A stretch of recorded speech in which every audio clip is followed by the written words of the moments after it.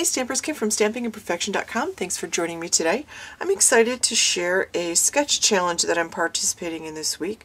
I was invited to be a guest designer at Case This Sketch. I won a challenge back in the fall, so they invited me to participate in this sketch. They sent me this sketch, and this is a sketch we'll find on January 17th. It will go live, and around the same time this video goes live, but this is sketch number 305.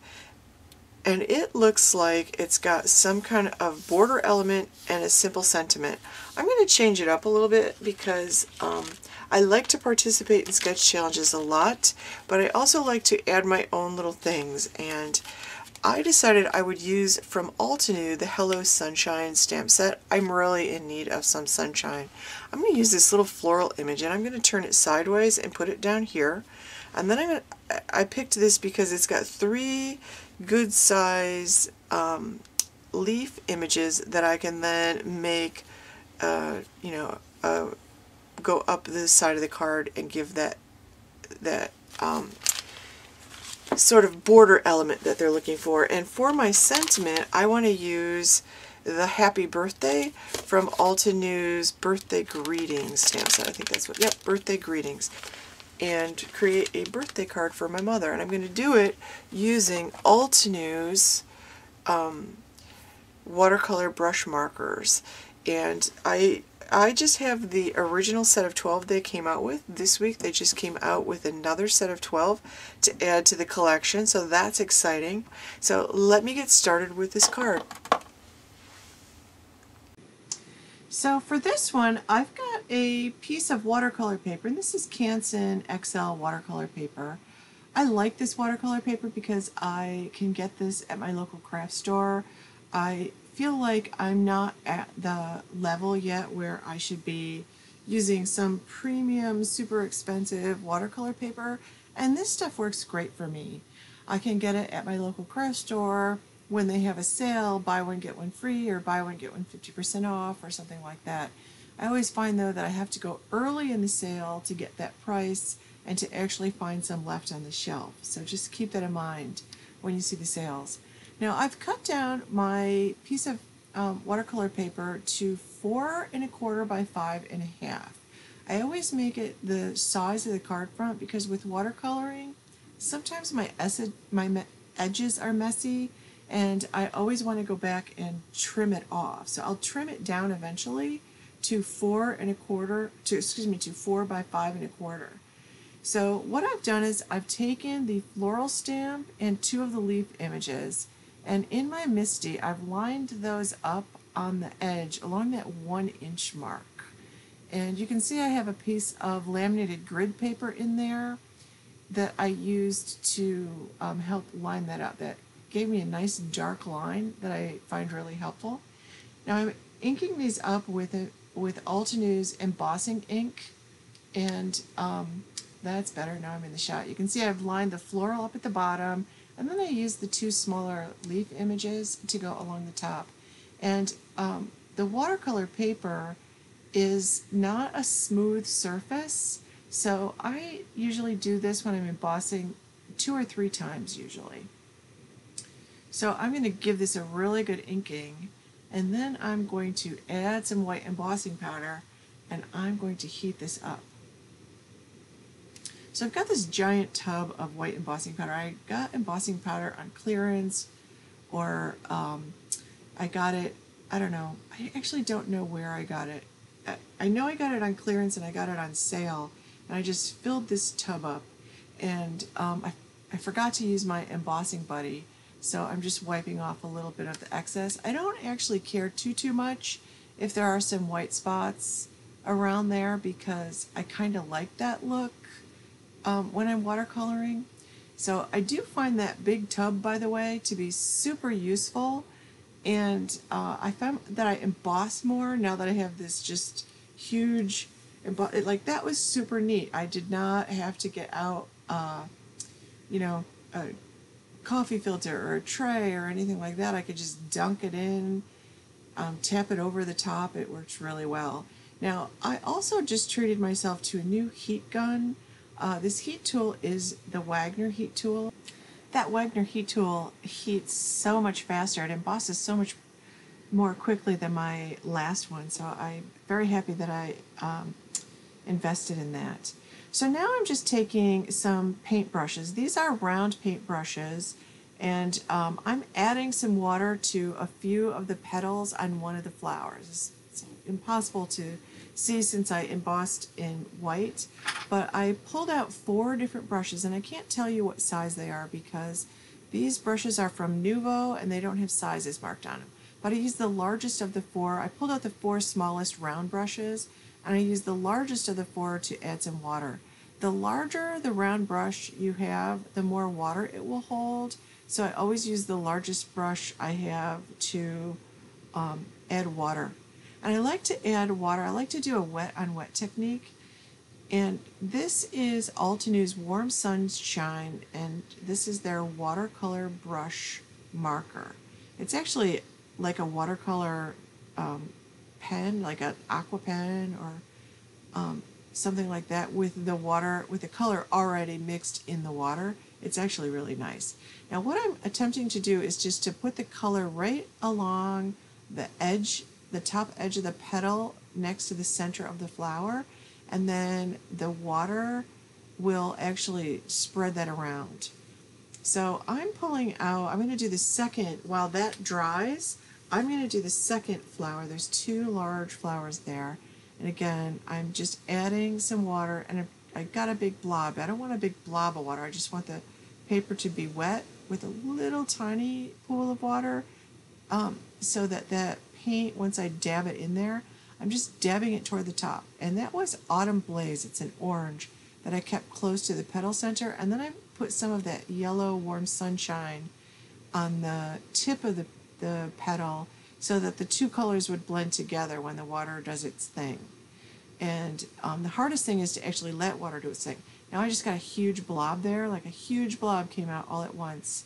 So I'm just dabbing the excess up with a paper towel, and then I'm going to take a wet brush and I'm going to just use the water to pull some of the color off. I want to lighten it, so I'm just going to add water, and it'll pull some of the color off, and I'll just dab my brush onto my paper towel, and I'm going to do the same thing. Now in that yellow flower, I'm just using a little wet brush to spread it more to the edges because it's not spreading very well to the edges. It's pretty dry in my craft room. I have my little heater on, so I'm not sure whether I'm not getting enough water on the paper, which would be unusual for me, or if it's just really dry. I think it's really dry. So I'm going to finish this up, and I accidentally got a few spots, and I realized that orange looks so pretty splattered on, so I splattered it just like I would with my dye ink markers by flicking it with the lid, and I actually really like those splatters. They splatter nicely. So now again, I'm lightening up I'm just using a wet paintbrush to lighten up the edges, the tips of the petals, and then I'm going to take my Warm Sunshine color and I'm going to darken it near the center of the petal. I want some variation in color there, so I'm just trying to make it darker at the top and keep it lighter at the bottom. So I'm sort of doing a second layer to make it darker at the top. I really like it when you can see a variation in color with watercolors. I think that's really pretty. Or when you have 2 colors, like on the other flower, I have 2 colors blending together. And again, I'm going to lighten it up a little with a wet paintbrush. And then I'm going to do the same thing. I'm going to pull out that Autumn Blaze and just keep it really close to the center. And I'm just dabbing it. And since the petal is wet, then that will pull that color into the rest of the petal, but it'll lighten up as it goes toward the edge of the petal. I'm adding a little bit more water because it doesn't seem to be moving a lot. Like if the color's not moving a lot, it probably means you need some more water. On a larger project, I might actually spritz it with my distress sprayer to get the colors to move. Like if I was doing a whole background, that's one thing you can do. So I'm going to pick a couple of the greens, and that you'll notice to the right side there's a binder not a binder, but a notebook. You can see the spiral edge of the notebook. That is actually my swatch notebook. So I can see I have the swatches of these watercolor brush markers in that notebook, and when I use them I keep that in front of me so I can see what the colors look like on watercolor paper. So I have that off to the side, and I'm just adding I put the darker moss toward the base of the leaf, and I'm adding some limeade toward the top. Now in my swatch, that limeade looks very yellow. It's more of a yellow green than a green yellow, but I actually really like it. And a lot of the other ones, and this time I'm starting out, since the other leaves are so small, I'm putting that lighter color in first and seeing if that makes a difference. I feel like techniques are all about experimenting and trying new things, and the stems, because I embossed this, the stems are very hard. There's like very little space to add color to the stems. So I'm just going to add some water to get things moving and to have it fill in all the leaves and down the stem. And I have some color on my brush from doing that, so I'm going to fill in that upper stem. And I'm going to kind of connect one stem to the next so it doesn't look like I have nothing there. And so I'm just going to complete the leaves at the top and the bottom in the same way that I've just done here. So I finished the leaves, and now I want to pull out, I want to do the center of those flowers. So I'm pulling out, there's one neutral color in there, and it's called Evening Gray. I think it actually looks super brown. So I am putting that in the center, and I actually was having trouble getting it out, so I just gave the water brush a little squeeze and got that color out. And I want to actually create some variations. So I'm going to pull out that warm sunshine color. Like I want more, a greater variety of colors in the center. So I'll pull out my warm sunshine, and I'm going to add that to the edges and try to like darken it in some spots than others. I'm not trying to shade it, I just want it to look a little bit watercolory, not like a blob of brown. So the next thing I'm going to pull out is I have this red, it's called Rubellite, and I'm just dotting 3 or 4 times along the side, and then I'll take the warm sunshine and do the same thing with that to blend it all a little bit, and then it actually looks like it has a little bit of color to it. That's the Evening Gray. I'm just going back over the top and just trying to darken that up a little bit. Not the whole thing, I'm leaving some not dark, but I don't know, I just like it when it doesn't look, it gives it a little dimension or something, it just doesn't look so flat. So now I'm taking, this is another way you can use these markers, I'm scribbling the watercolor onto my nonstick craft mat. You could use a clear block if you don't have one of these craft mats. Now I'm going to take a wet brush, and I'm going to just run it around the sides there and wet around the edge of my image. I'm trying to go outside that embossing. I'm going to give that watercolor I just put on my mat a good spritz for my distress sprayer. This is Dusk. This color is called Dusk. I love this color, and I love doing a watercolor wash around a floral image with this Dusk. I just think it's so pretty. So I'm going to add that all the way around the whole image, and some parts will be darker than others. Some parts I'll purposely add a second layer on top of it just to make it look sort of watercolored. I don't know if watercoloring, if you have to make it look watercolor, but I don't know. I just really like the look where it's not all the same. My husband would call it messy, but I really like that look. He doesn't like watercolor. It's too messy, that's what he says. So, that's okay. I love it. It's okay if he doesn't. So I'm just going to complete this. Now one of the things I'm going to do, you'll see me in a minute, add some water to my brush, and I'm going to pull that color out and try to lighten it toward the center of the card. And I'm going to do that even more at the bottom because since the sentiment of the card is supposed to be in the bottom third, I want my watercolor wash background here to be wider in that location. I just feel like the weight of the card should be at the bottom third where the sentiment's going to be. So I'm going to add some more color. And you can see I got some green from the leaves. I got too close to the green, and I'm just kind of washing it in because I don't mind that. I like it. I'm adding a little bit more blue to a couple spots, and there's no method to my madness. Probably there should be, but there really isn't. And I just fuss with it. The hardest thing about watercoloring is to stop fussing, like to know when to stop fussing. Now I'm going to set this aside and I'm going to wipe up my desk here and move on. So for the next part, I want to make the sentiment. My card front is dried. I really like the way this turned out. I love that wash background.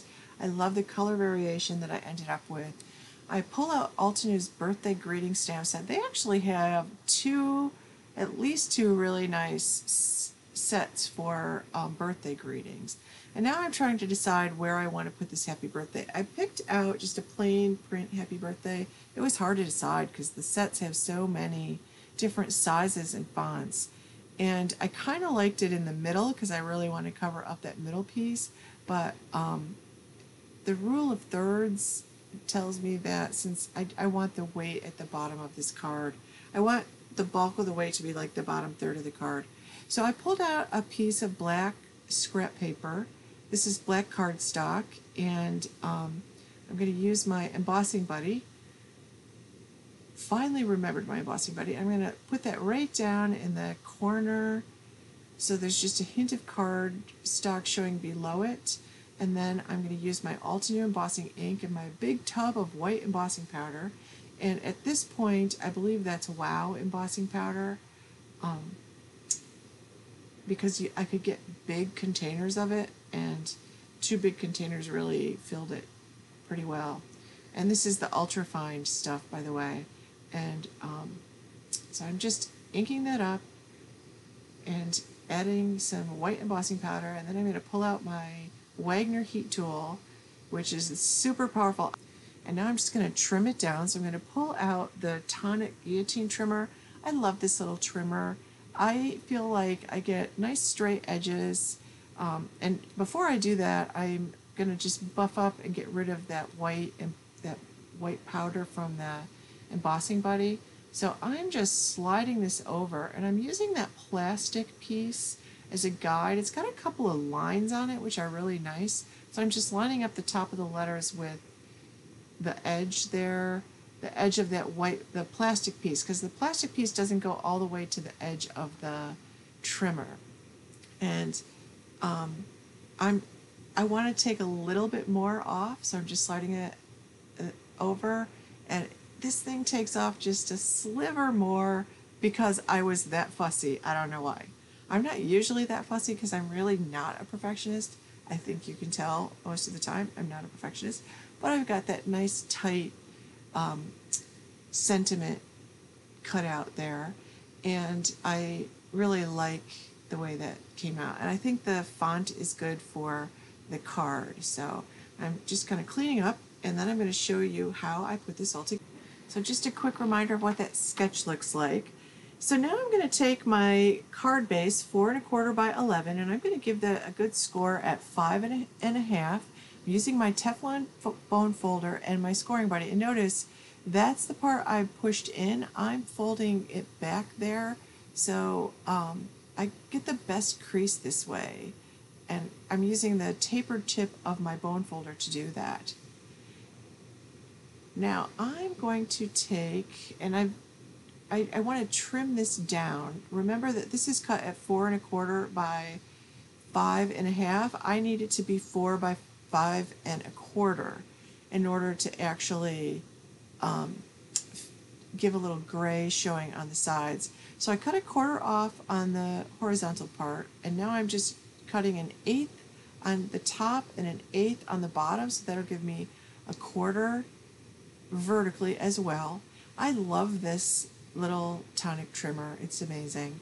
So this is craft foam, and I've already cut this down to be about 4 by 5¼ and I'm going to add a generous amount of this double-sided sticky tape. Because I use a watercolor piece, I really want to make sure that it is flat when I put it on there. So you can see I have like 4 or 5 strips of that double-sided sticky tape going down the side, and I believe that's tear and tape from Stampin' Up. I also have some double-sided sticky tape that's 1/4 of an inch wide from Elizabeth Crafts that I like. I'm going to put a little bit more on the back. I'm just going to do all 4 edges and then put 1 piece in the center.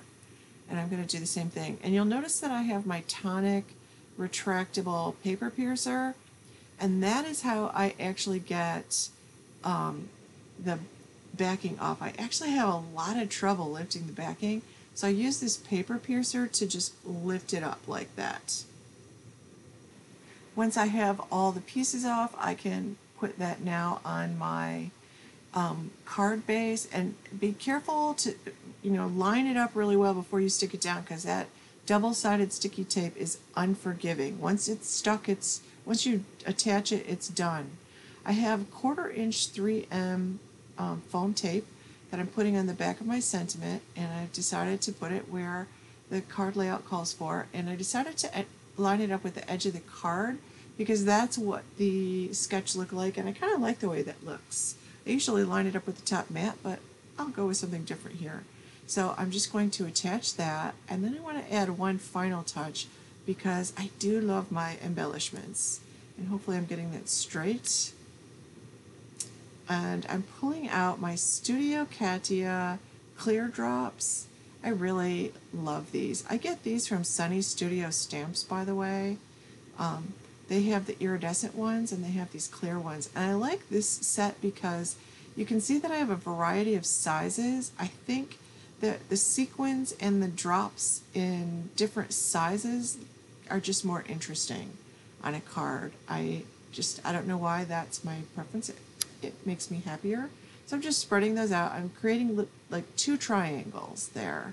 If you can see that, I have 2 at the top and then 1 next to the sentiment. That's creating a triangle. I like to use an odd number. I don't know why. It just makes me happy also. And then that 1 above the sentiment creates a triangle with these 2. And that multimedia mat and that quick stick are my favorite way to add my embellishments.